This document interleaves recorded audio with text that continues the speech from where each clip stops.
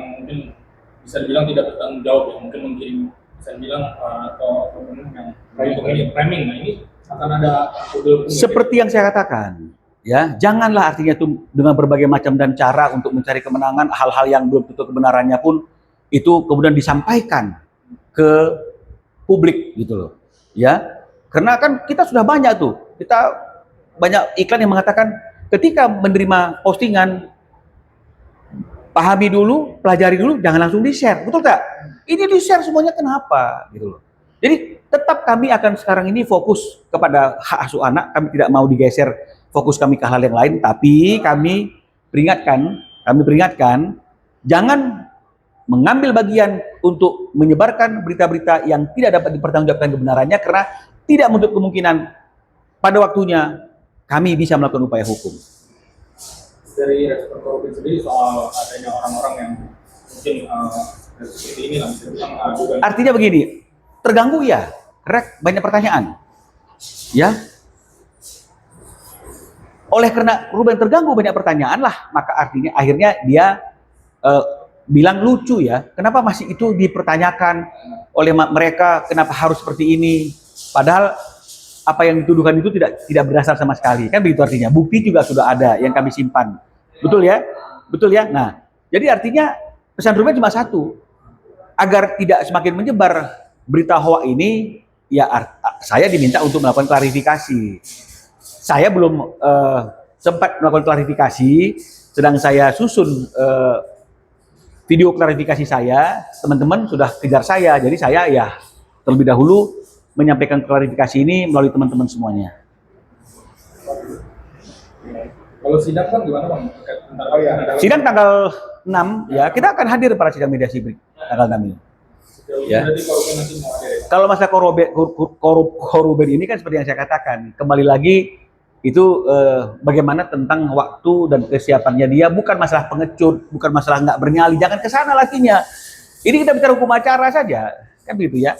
Dan kita harapkan dia bisa hadir, kan begitu. Kan dulu juga saya pada sidang kedua, karena sidang pertama dia tidak hadir di bidang pengecut, kan saya juga bahasanya sama. Kita harapkan hadir. Kalaupun tidak, hukum acaranya seperti ini, ternyata dia bisa hadir, kan begitu. Jadi sekarang juga akan seperti itu jawaban saya. Dengan proses mediasi pertama dan kedua kan sudah 2 minggu nih Bang. Di tengah masa itu muncul isu lagi yang soal pemilu, itu akan mempengaruhi kemungkinan dapat. Apapun bisa menjadi alasan bagi masing-masing pihak untuk membuat perdamaian itu tidak berjalan. Itulah yang makanya saya katakan tadi itu, kenapa kita tidak masuk ke ruang tenang, ruang teduh. Tapi kan ternyata kan tidak, muncul lagi dalam podcast. Bukan karena diundang, tapi katanya karena dia minta untuk diberikan tempat. Kalau saya kan memang murni diundang, gitu. Atas pernyataannya dia di podcast tersebut, akhirnya kan kerjanya kita kan seperti itu terus, gitu loh. Bukan saya artinya itu menolak kewajiban sebagai advokat untuk melindungi kepentingan hukum klien, tidak. Tapi masyarakat akan menilai ini ya, pengacaranya tiap hari ngobrol, tiap hari ngomong, tiap hari muncul, gitu. Yang nonton bosan, saya juga bosan menceritakan hal yang sama berulang-ulang. Ya kan, betul ya? Satu lagi Bang, ya. Yang soal di podcast itu yang soal pengeluaran desain ya. Itu Abang kan baru bilang di podcastnya Densu, mungkin sebenarnya. Iya, jadi artinya kan kita sama-sama tahu kan tidak digital kan nggak berdusta, bahwa ada juga klaim selain rumahnya, kemudian isinya, desainnya, betul tidak? Kita juga tidak bilang bahwa artinya itu desain itu seperti apa. Juga kita nggak bilang bahwa kamu bukan kamu yang desain, nggak ada juga. Kami hanya ingin mengatakan kalau berkaitan dengan masalah desain, ada ya peran Ruben dalam desain itu, karena dia mengeluarkan uang senilai 450 juta untuk membayar jasa interior desain rumah yang profesional. Kan begitu, buktinya kemarin sudah kami tunjukkan di podcast.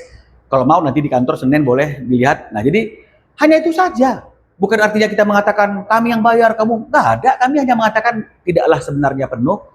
Kalau bicara dengan desain, Ruben juga ada andilnya karena dialah yang membayar desain interiornya. Kan begitu, 450 juta. Kenapa kok selalu perannya Ruben ini coba disingkirkan? Kan begitu artinya itu.